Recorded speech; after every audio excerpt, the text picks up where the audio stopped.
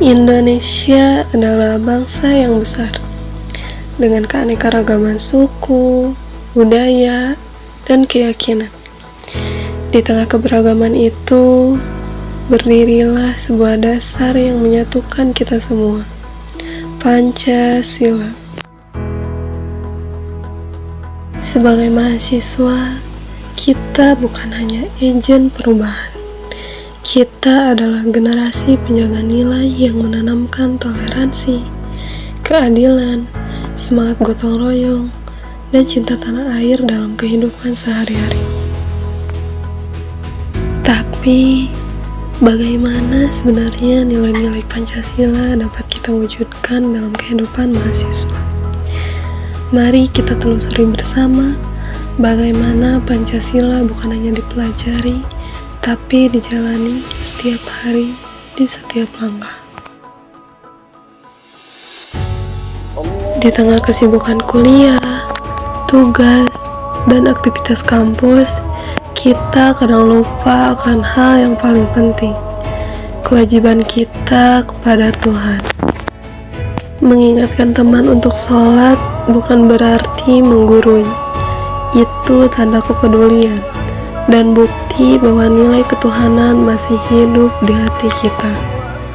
Sila pertama Pancasila, ketuhanan yang Maha Esa, mengajarkan kita untuk selalu dekat dengan Tuhan dalam doa, ibadah, dan juga dalam saling mengingatkan. Karena iman bukan hanya urusan pribadi, tapi juga bagian dari hidup bersama.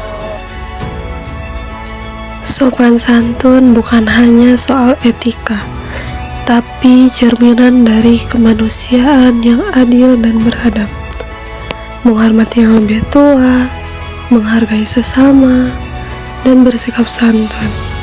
Itu semua bukan hal kecil, karena menjadi manusia yang beradab dimulai dari bagaimana kita memperlakukan orang lain.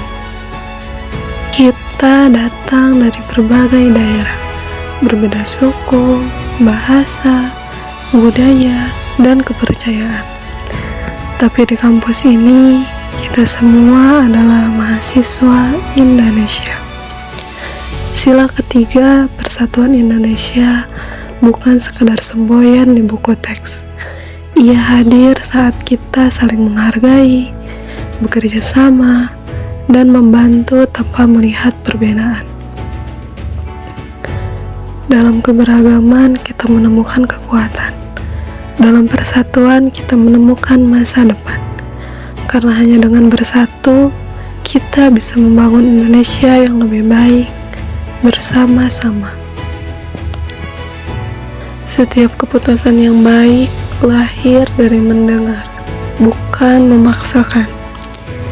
Di kampus kita belajar berdiskusi, menyampaikan pendapat, dan menghargai perbedaan suara. Sila keempat Pancasila mengajarkan kita pentingnya musyawarah. Bukan siapa yang paling keras, tapi siapa yang paling bijak dalam menyatukan perbedaan.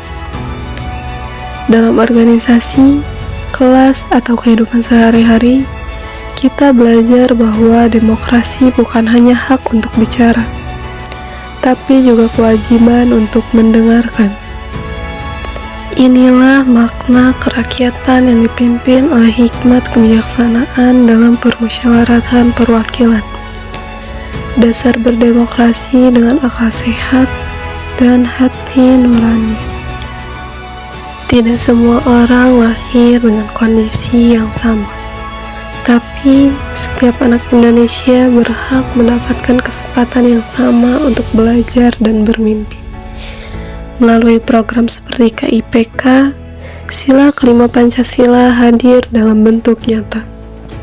Keadilan sosial bagi mereka yang membutuhkan. Karena pendidikan bukan hak istimewa, tapi hak semua orang. Dan lewat keadilan itulah masa depan bangsa dibangun bersama.